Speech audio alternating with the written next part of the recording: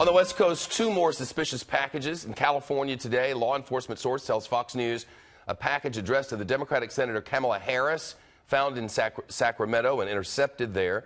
Another to the billionaire Tom Steyer, who's a big Democratic activist and donor and has called for President Trump's impeachment. Our chief correspondent Jonathan Hunt with more on this from our West Coast News Hub. Jonathan? Shep, let's start with the Sacramento device. The FBI and Sheriff's Department rushing to a post office in the south of the city this morning with a law enforcement source confirming to Fox News that Senator Kamala Harris, a potential candidate for the Democratic Party's presidential nomination in 2020, was the target of a suspicious package found there.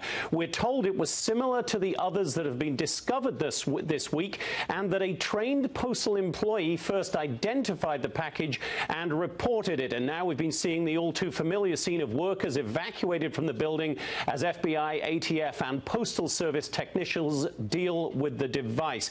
Kamala Harris, of course, is a frequent critic of President Trump, like the other intended targets of the devices found this week. She's been crisscrossing the country in recent weeks, supporting Democrats in tight midterm elections and potentially, Shep, preparing the ground for a presidential run. Shep? What else do you know about the package addressed to Tom Steyer? Well, this one was discovered in Burlingame, just south of San Francisco. The FBI San Francisco office confirming the discovery and saying on Twitter a short time ago the device has now been removed from the post office facility to a safe off-site location. The target, as you were saying in this case, was the billionaire political activist Tom Steyer, who's been running a campaign to try to have President Trump impeached.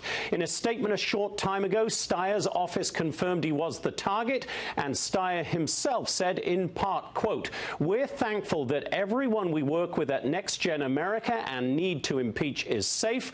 That's always our first priority and will continue to be our first priority." It's worth pointing out, Shep, that it is completely logical that if all these packages were mailed in Florida, the California-bound devices are being discovered a little later than the East Coast ones. And that fact alone, Shep, means a lot of politicians and every postal worker will likely remain on high alert on the West Coast over the weekend. Shep? Jonathan Hunt live in our West Coast News Hub. Stuart Kaplan now, former FBI special agent who practices in South Florida and is live with us. The charges against this man, Stuart, include 5 federal counts: interstate transport of explosives, mailing of explosives, threats against a former president, making threatening interstate communications, and assault of current or former official.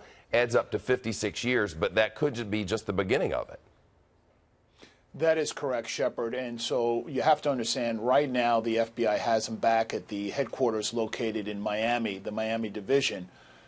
He has been read his constitutionally protected rights, as we know it as the Miranda warnings.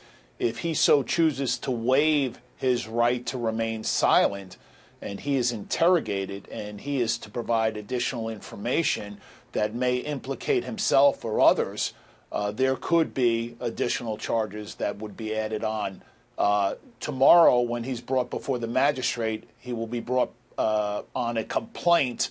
Later on, that complaint will be converted to what is known as an indictment after the evidence is presented to a grand jury. So the charges as they stand now may be a lot less, ironically, than what ultimately he may be facing. And rather than trying this down in South Florida, this will move to the Southern District of New York here in Lower Manhattan.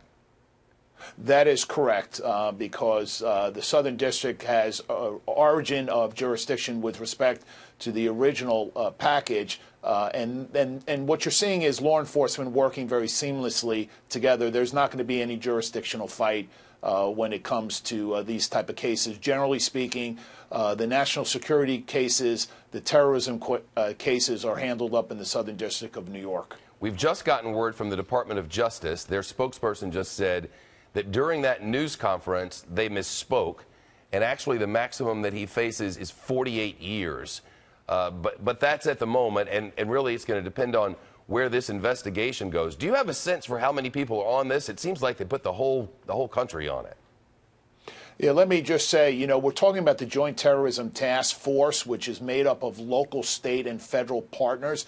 You're talking about 1,000 even in excess of 1,000 law enforcement officials, not only working here in the United States, but also abroad to ensure that nothing was missed. Now that we have an individual that has been apprehended, the priority now is to make a determination if he's willing to talk to us to see if there are any remaining devices that are out there so that we can retrieve them and neutralize them. And then, of course, the priority turns to, was he working in concert with others? If they are satisfied that there are no other co-conspirators, you're going to see a systematic stand down of the amount of agents and law enforcement partners that are going to be working around the clock.